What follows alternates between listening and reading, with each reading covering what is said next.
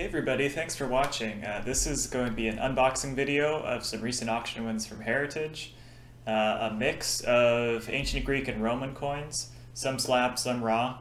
Hope you enjoy.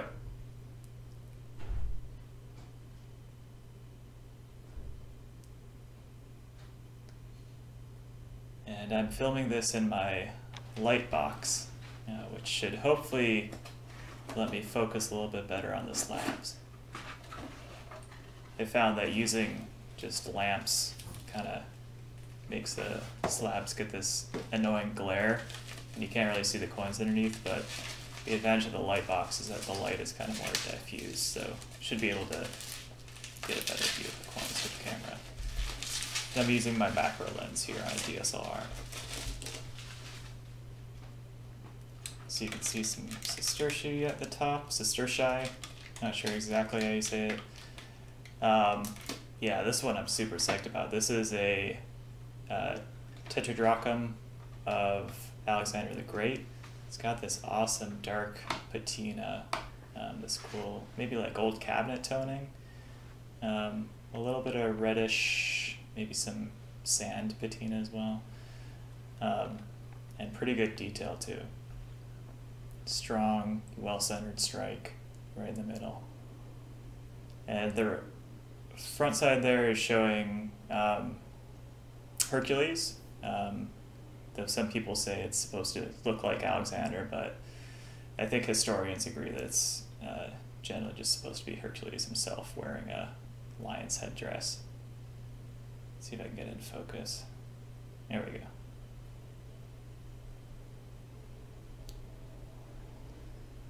And then on the reverse side, we have Zeus seated on his throne. And this is the reverse that was used on all Alexander tetradrachms and drachms. Same obverse design as well. You can see Zeus is holding one of his eagles, or an eagle is perched on his right hand there, and eagles are considered Zeus's messengers in Greek mythology. Pretty well centered on the reverse side as well. And this is graded by NGC to be in extremely fine condition, XF.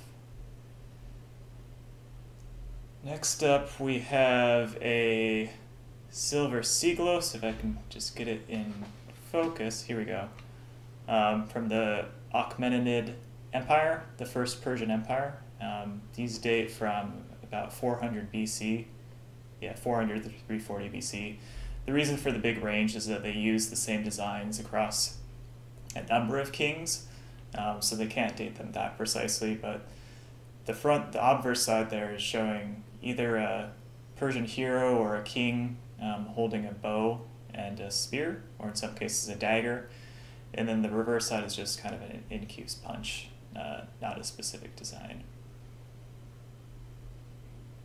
These are actually pretty affordable considering they're 2,400 years old, but you can often get them, maybe not quite as nice as this one, but pretty good ones for around 50 bucks or so.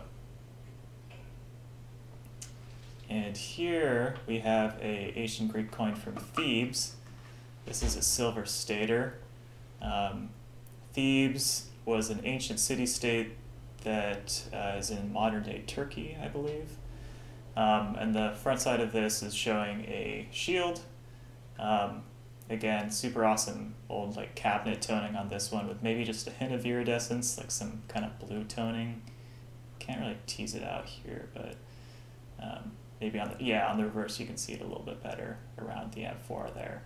The reverse is showing an amphora, which is a Greek ceramic vessel that was used for transporting goods, often wine, olive oil, other foods and beverages, and kind of a trading symbol.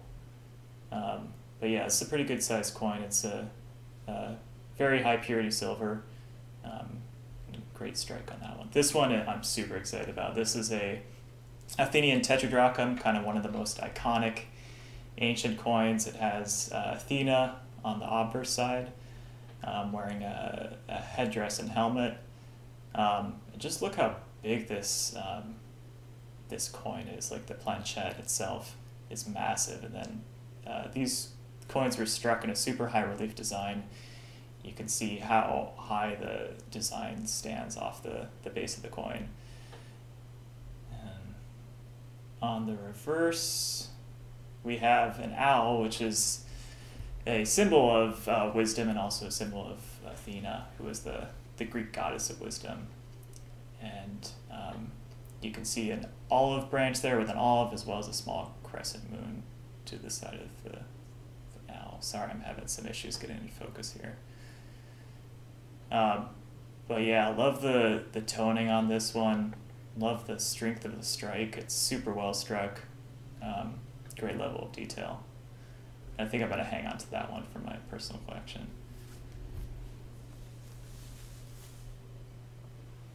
And then we have a few Roman sestertii here, 3 in total. I bought these in a single lot. First one here, I believe is a Philip II. Yeah, let's see if I can see that inscription. Yeah, there we go, Philippus. Pretty good level of detail though, fairly well worn, but these Sestertius coins are awesome just because how heavy they are. They're very thick and they weigh even more than they look. They're typically made primarily of copper with different secondary metals depending on the era they were struck in. I think around the time that these were struck in, which is the 200s, it was often lead they were adding, which could help explain the surprising weight of them. Here's another Philip, kind of some mineral deposits. These often have interesting patinas because of all the different mineral deposits. Copper is a pretty reactive metal, so if these coins were sitting in the ground for hundreds of years, they often get these interesting chemical reactions that leave kind of these weird green or other colored deposits on them. Looks like maybe a little bit of a sandy deposit as well. You can see the difference in color between the two of them. My white balance is a little bit off, so they don't look quite as red in person as they do here, but should be pretty close to the real life appearance. And here is a more worn one. I'm trying to see that. I wonder if they're all 3 Philips actually. But the reverse side here is showing the emperor holding a spear, holding a globe. Globe is kind of a symbol of power. And then you see the SC, which stands for Senatus Consultum, or by the power of the Senate. So kind of a call out to the Roman Senate, even though it didn't really have any real power at this time in the empire.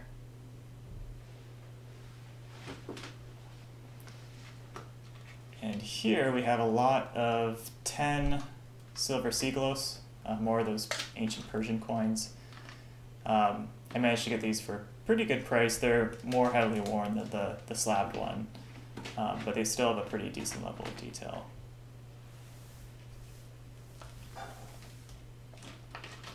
Let me just get them all into my hand and show them all at once. So here's the first 5. You can see the Persian king or hero again on the obverse side with a bow and then either a spear or a dagger.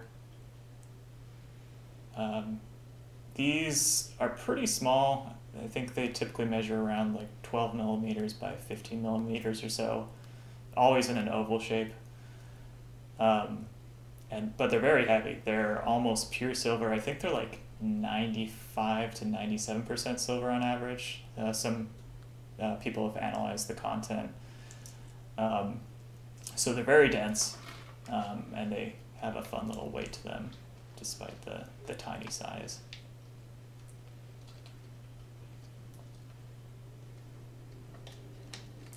Yeah, you can see some with a spear and some with a dagger there. One on the right with a dagger, others with a spear. But each of these is from that same time period as the first one I showed, around 2,400 years ago.